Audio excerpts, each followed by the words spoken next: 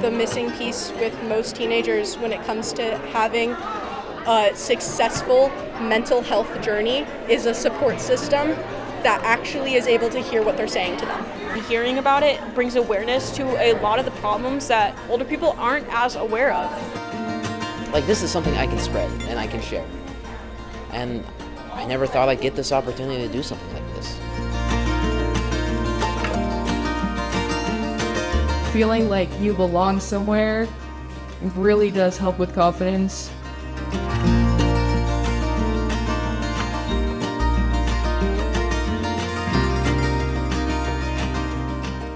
We promise for this funding, youth would define wellness, youth would describe what wellness looks like in our neighborhoods, and youth would prioritize strategies for community to wrap around and support youth mental health and wellness moving forward.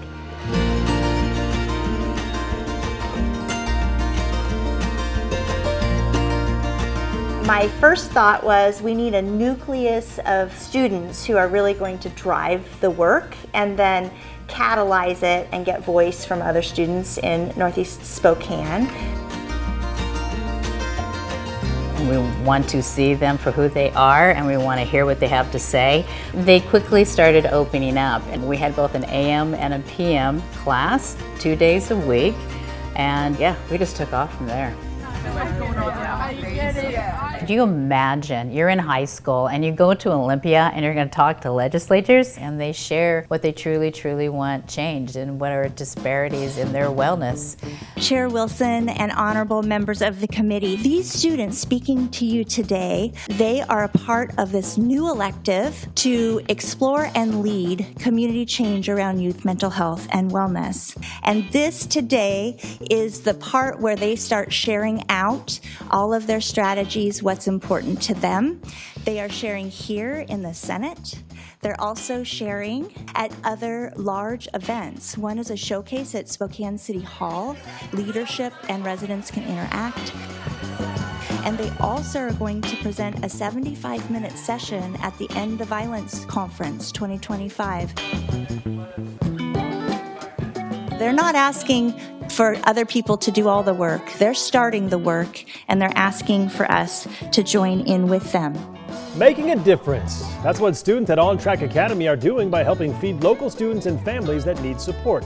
Every other Thursday, a Zilch program delivery is made to On Track Academy. It's a high school filled with many students that know what it's like to be without. I was homeless for a little bit of my childhood. I always felt really bad being another mouth to feed, but I got through it. Right now, On Track is the only high school participating in the Zilch drop-off program, and it's mostly motivated by kids themselves. They do the work, and students and community members benefit. They can talk it because they've walked it, and sometimes they're still walking it. Ferguson and fellow students will help distribute the food at their school, giving teens like Miles Day a chance to grab his favorite vegetable. I've been loving asparagus recently. One of my favorite things to cook. Are you the cook? I am the cook. They started doing it and then kind of looked behind their shoulder to see if people were following. We took the kids to Olympia and we talked to legislatures, and now we wanted to go really hyper-local and get their word out and just have the community connect with them and say, hey, you can help some of these disparities. People who care about this can really come together. Instead of just having one individual person doing something, we have multiple voices who can come in and make big projects and show people how they can help. For me, wellness is community, like feeling loved and welcomed. We designed sweatshirts that we printed on black, but also tie-dyed ourselves. These are all student tie-dyed. So we have the logo. It's based off the Tree of Life. You might start off little, but you always come up into a big tree like that. And we have the suicide hotline on the sleeve. And the quote we decided on was, "Love yourself first, you matter." And it's on the back, so when people behind you see it, you know, we're just spreading a positive message all the time.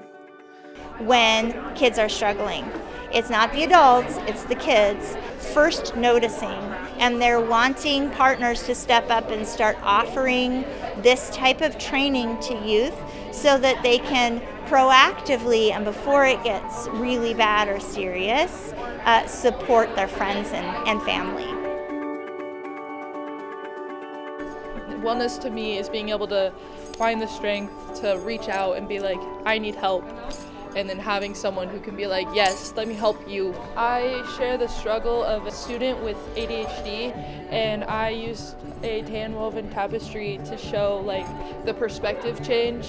So the vision for it is that in the middle there's an eye that's simple and calm, and then all around it is the chaos. There's different colors, there's different patterns, textures. Some places aren't even filled in to just show that the world around you can be very, very chaotic, just doing day-to-day life.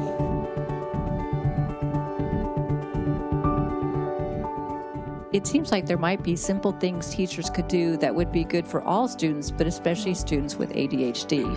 So I'm very intrigued and would love to learn more. It seems like you're one person, it seems very small, but there's a lot you can just do as one person. A lot of my project was these zines, which are reasons to worry and reasons to care. One other thing we did was made graphs and had data reflecting a thing called forest bathing and the positive results it had on teenage mental health and physical health. We did our blood pressure and they were significantly lower for most students, showing that time in the forest and relaxing and having that fresh air helps teenagers calm down instead of being constantly anxious like a lot of us are. This is my piece. It's called A Puzzle with No Reference. It's here to display the disconnect between teenagers and parents in the home and how that causes mental health problems often for teenagers. And so they're both very frustrated. However, they're also both facing away from each other. So they're unable to communicate about what is missing, about who's putting which part where. Many parents don't know how to help their kids through this process, and teenagers frequently have a hard time communicating new needs and new feelings in this brand new world of trying to become an adult and also still be a kid. Our whole thing is that we're trying to incorporate composting into schools. We did an audit. We had a bunch of third graders go through and dig through a lunch service, just one, and pull out everything that was compostable. So food waste, the paper boats, paper towels. It was over 60% of that lunch service. It feels nice to get the word out, about this because this is a super attainable goal.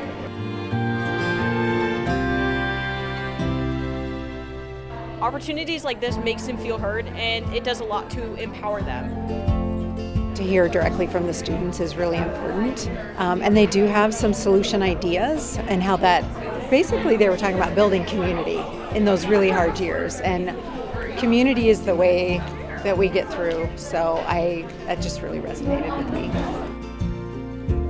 We have a lot of fears with our environment because we keep saying stuff in the news and then it feels so far beyond us because everyone's like, you're just kids, or they don't want to include youth in the solutions, but we're trying to figure stuff out and we want to help because we're the ones who are going to have to go forward in this environment, but it's not too far gone yet, and we still can improve it if people would include youth in helping them, and including them in finding the solutions could help reduce all of this anxiety that we're carrying around with us, because we have answers, we have thoughts, we have ideas, but not many people are out there being like, hey, what do you think about it? And we're the ones who are gonna be given this world, we're growing up into it.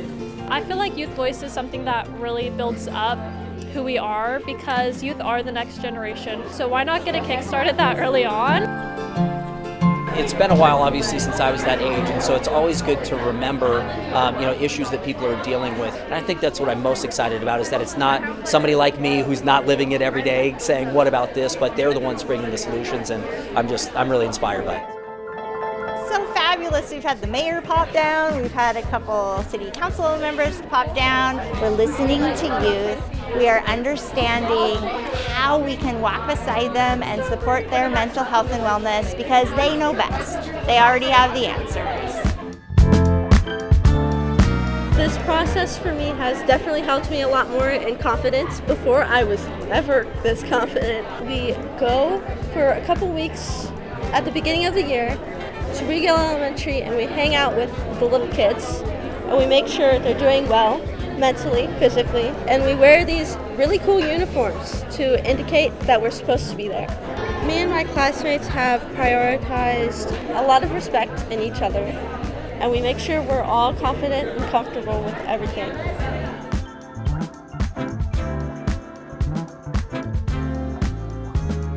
On Track and Wellness and just these people in this class do an amazing job at welcoming people with open arms. This is so important. I never thought I'd be this guy who's out here doing this. I never thought possible just because of where I was in life. Mental health is just human nature. Not everyone struggles with it, but it's 100% human. I want people to love and support each other. I want people to love them for them.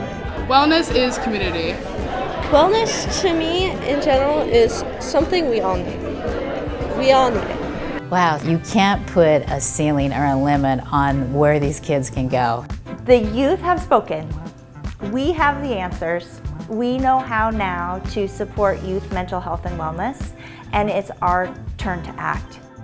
I would just say thank you for the brilliance that you brought in the room today, because voice matters, and your voice matters a lot, and oftentimes adults don't tell you that enough.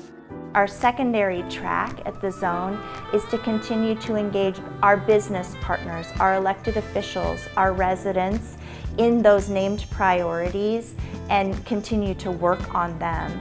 To go back to youth and say, we've done this, how can we deepen it? How can we grow it? What else is needed? Side by side, we can all engage, whether it be personally, professionally, as a family, as a volunteer. You can engage and you can actually impact it. Thanks so much for being here today and making the trip over. And is there anything else you would like to share? Their educator, Lori Beatty from On Track Academy, has agreed to offer the wellness elective classes next year as well. So this work will continue with perhaps more or different students. Excellent. And next time we're in Spokane on an interim trip, we'll come visit if you invite us.